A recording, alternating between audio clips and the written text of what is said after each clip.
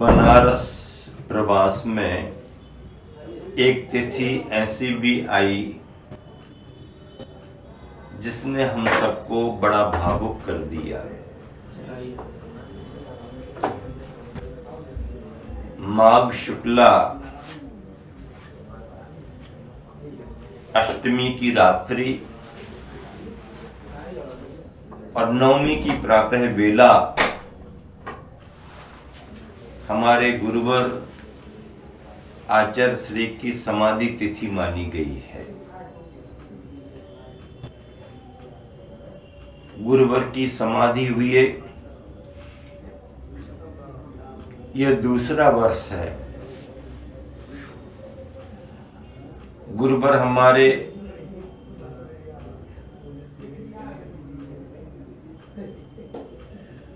पारिवारिक संतान क्रम में दूसरे स्थान पर थे, अर्थात द्वितीय थे, लेकिन अपने व्यक्तित्व से वो अद्वितीय थे। और ऐसे अद्वितीय व्यक्तित्व के धनी गुरुवर आचार्य श्री का द्वितीय समाधि दिवस बड़े धूमधाम से बनारस नगरी में मनाया गया। श्रावक श्राविकाओं ने, त्यागी वृत्तियों ने हर्षोल्लसित होते हुए गुरुवर की पूजन संपन्न की।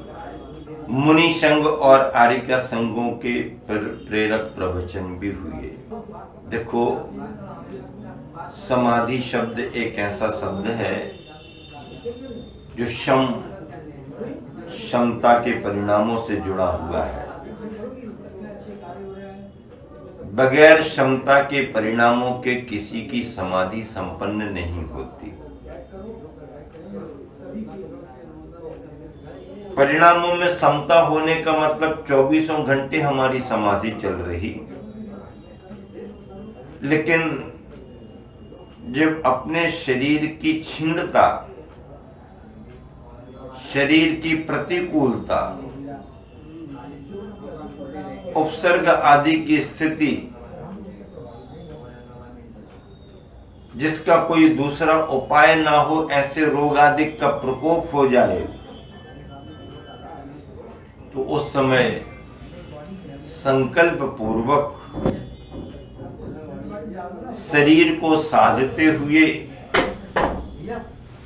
परिणामों में समता भाव रखते हुए, खान पान पर नियंत्रण और नियमितता रखते हुए समाधि को संपन्न करना पड़ता है। यह समाधि मरण के रूप में होती है, और इसीलिए मैं बार बार कहा करता हूं कि जीवन जीने की कला तो कोई भी सिखा सकता है, लेकिन मरने की जो कला सिखाता है वो जैन दर्शन है, वो जैन परंपरा है। हमारे गुरुवर जिए तो इतना जिए, इतना जिए, इतना जिए, ऐसे जिए, ऐसे जिए, ऐसे जिए कि कुछ कहा नहीं जा सकता। और जब आखिरी समय आया तो ऐसे रमे, ऐसे रमे, ऐसे रमे, ऐसे जमे, ऐसे जमे, ऐसे जमे कि बहुत बड़ा आदर्श प्रस्तुत कर दिया। स्वस्थ शरीर में संलेखना को संपन्न करना फिर भी आसान हो सकता है, लेकिन शरीर प्रतिकूल हो जाए, शरीर प्रकृति विरुद्ध हो जाए, और उस समय भी सजगता रखते हुए परिणामों को साधना जीवन की बहुत बड़ी साधना मानी जाती है, बहुत बड़ी साधना मानी जाती है। अतिशय क्षेत्र चंद्रगिरी डोंगरगढ़ छत्तीसगढ़ प्रांत में उन क्षणों को हम सबने देखा है, देखा ही नहीं, उन क्षणों को जिया है,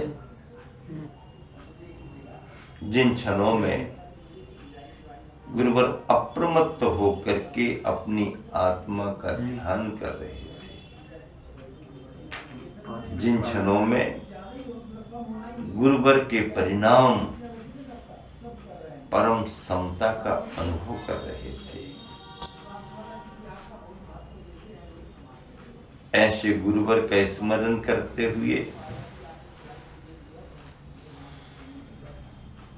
बनारस धर्म नगरी में विशेष सभा का आयोजन किया गया और इस आयोजन के मुख्य अतिथि इस काशी नगरी के संपूर्णानंद विश्वविद्यालय के कुलपति, क्या बात कहें, कुलपति महोदय बड़ी सहजता से उपस्थित हुए, बड़ी श्रद्धा से वो यहां पर आए, आचार्य श्री के नाम से प्रेरित होकर के आए। कमेटी के अध्यक्ष महोदय ने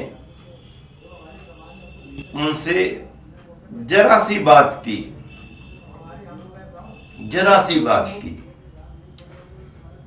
और वो इतने प्रसन्न होकर के सहमत हुए, स्वीकृति दी कि मैं तो अवश्य ही पधारूंगा।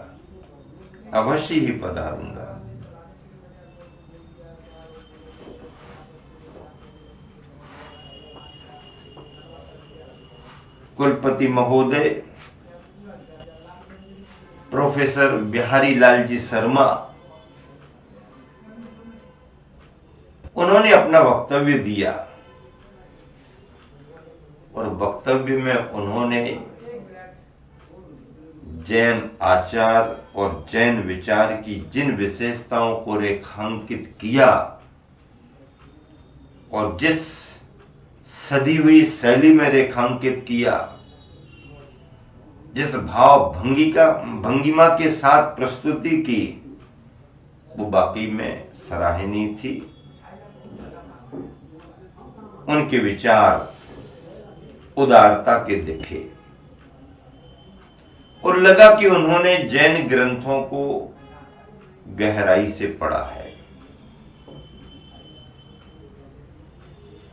उन्होंने गुरुवर आचार्य श्री का स्मरण करते हुए विराजमान मुनि संघ आरिका संघ से आशीर्वाद भी मांगा।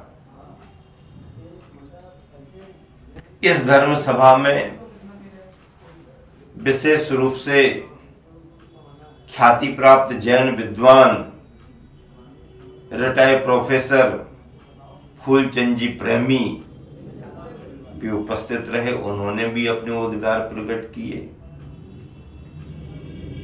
प्रसिद्ध विद्वान कमलेश जी शास्त्री, वो भी उपस्थित रहे, उन्होंने भी अपने भाव प्रकट किए। कार्यक्रम को सुचारू रूप से संचालित करने वाले शादबाद महाविद्यालय के प्राचार्य डॉक्टर अमित जी आकाश ने बहुत अच्छे तरीके से इस कार्यक्रम की विशेषता को रेखांकित किया। संघ की ज्येष्ठ श्रेष्ठ वरिष्ठ आरिकाओं में आरिका गुरुमती माता जी और आरिका दृढ़मती माता जी ने भी अपने विचार रख करके अपने गुरुवर के प्रति अपार निष्ठा का परिचय दिया। उन्होंने अंतरंग के भावों में उतर करके प्राणपन से अपने गुरुवर का स्मरण किया। सभा बड़ी व्यापक थी। सैकड़ों त्यागी व्रती इस सबके साक्षी बन रहे थे। मुनि संघ में से तो चारों महाराज जियों के उद्बोधन हुए। मुनिवर अतुल सागर जी, मुनिवर बांसपूज्य सागर जी, मुनिवर पवित्र सागर जी, और मैं स्वयं तो वैसे भी बोलता रहता हूं, और फिर ऐसे अवसरों को कैसे छोड़ूंगा। मैंने गुरुवर की एक एक विशेषता को रेखांकित किया। उनका जीवन आचरण के रूप में कैसे श्रेष्ठ था, उनका जीवन अध्यात्म के रूप में कैसे श्रेष्ठ था, उनका जीवन समाजोद्धार के रूप में कैसे श्रेष्ठ था, उनका जीवन प्रतिभा स्थली के रूप में बालिकाओं को संस्कारित करके आगे बढ़ाने के रूप में कैसे श्रेष्ठ था। सैकड़ों बाल ब्रह्मचारिणी बहनें, सुशिक्षित पोस्ट ग्रेजुएट पीएचडी करने वाली भी ऐसी बहनें प्रतिभा स्थलियों के संस्थानों का संचालन कर रही हैं। इसमें गुरुवर आचार्य श्री के विचारों की दूरदर्शिता स्वयं झलकती है। हथकरघा के प्रकल्प को आगे बढ़ा करके गुरुवर ने स्वावलंबी, स्वाश्रित बनने का, आत्मनिर्भर बनने का मार्ग प्रशस्त किया। बिन पूंजी के आप अपनी आजीविका को कैसे संपन्न कर सकते हो, ये मार्गदर्शन दिया। त्यागी वृत्तियों को कैसे आगे बढ़ाया जाए और वृद्ध हो चुके त्यागी वृत्तियों के लिए संलेखना के लिए कैसे संरक्षण दिया जाए, इस सब पर गुरुवर का विचार चिंतन निरंतर चलता रहा। शब्द सो बोध नहीं और बोध सो शोध नहीं। क्या संजय मामा सुन रहे कि नहीं सुन रहे? सुनिए महाराज जी। कितनी भावना लेकर के संजय मामा विदिशा मध्य प्रदेश से आया हुआ है और बड़ा भक्त है। 30 साल 35 साल हो गए आचार्य विद्यासागर के नाम की जो माला फेरी है, तो आज तक उसके हाथ से माला बदली नहीं। हमारा तो बड़ा चहेता है। धर्म में गुरुओं की सेवा में सदा अग्रणी रहा है। ऐसा संजय मामा बनारस नगरी में धर्म लाभ लेने के लिए सौरभ सुल्तानगंज के साथ, सप्पी जैसी नगर के साथ और गौरव विदिशा वालों के साथ में प्रवचन सुन रहा है। क्या बात है, विशेष उपस्थिति है सबकी। तो देखिए मैं क्या कह रहा हूं। दूसरे खंड का नाम शब्द सो बोध नहीं, बोध सो शोध नहीं। तीसरा खंड क्या है? पुण्य का पालन और पाप प्रक्षालन। पुण्य का पालन करो, पापों का प्रक्षालन करो। और अंतिम चौथा खंड है अग्नि की परीक्षा, चांदी सी राख। अग्नि की परीक्षा, चांदी सी राख। अग्नि की सच्ची परीक्षा, वही अग्नि श्रेष्ठतम मानी जाती है जो लकड़ी को पूर्ण जला करके सफेद सफेद सफेद चांदी जैसी राख कर देती है। वो अग्नि श्रेष्ठतम मानी जाती है। तो अंतिम चौथा खंड अग्नि की परीक्षा, चांदी सी राख। अनेक प्रसंग हैं मूक माटी में जिनमें सभी तरह के दिशा निर्देश हैं। आयुर्वेद के बड़े बड़े प्रयोग गुरुवर ने बताए। रत्नों के बारे में बहुत सारी जानकारियां दी। गृहिणियों के कर्तव्यों के बारे में, व्यापारियों के बारे में और सदाचारियों के बारे में, नारी उत्थान के बारे में कितना कितना संदेशा मूक माटी में भरा हुआ है।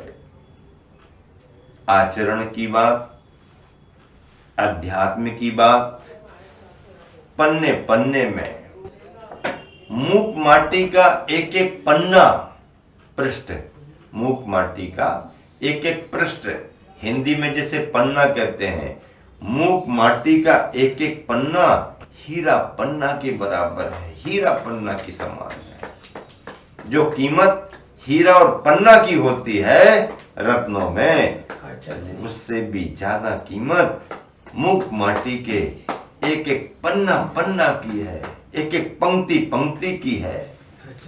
ऐसी मूक माटी गुरुवर की अद्भुत कृति है। संस्कृत के अनेक शतक, काव्य संग्रह, कविताएं भी हैं, दोहा शतक भी हैं। हाइकू के बारे में क्या कहना, ढेर सारी साहित्य संपदा गुरुवर ने सरस्वती के भंडार को दी है। मां सरस्वती का भंडार आचार्य श्री की शब्द संपदा से समृद्ध हो गया है, साहित्य संपदा से समृद्ध हो गया है। भारतीय साहित्य जगत गुरुवर के ग्रंथों को पाकर के गौरवान्वित है। क्यों? क्योंकि गुरुवर के गुरुवर ज्ञान सागर जी महाराज जी ने भी अद्भुत अद्भुत संस्कृत के ग्रंथ रतन दिए हैं, और उसी परंपरा में गुरुवर ने भी बहुत साहित्य इस समाज को प्रदान किया है। ऐसे गुरुवर का स्मरण करते हुए उन्हें भावांजलि अर्पित कर रहा हूं इस भाव से कि सभा में तो सब कुछ होता ही होता है, लेकिन जो श्वास श्वास में होता है वो गुरुवर के लिए सच्ची भावांजलि मानी जाती है। सभा में संबोधन होते हैं और श्वास श्वास में अनुभव होता है। हम अपने गुरुवर का स्मरण करते हुए ये भावना भाते हैं कि गुरुवर हमारे सन 2024 में समाधि को प्राप्त हुए हैं। जैन परंपरा के तीर्थंकर 24 होते हैं, गए गए गए, लेकिन फिर अगली 24वीं में आए, अपना समोसरण लगाएं और हम सबको उस समोसरण में स्थान प्रदान करें। महावीर भव।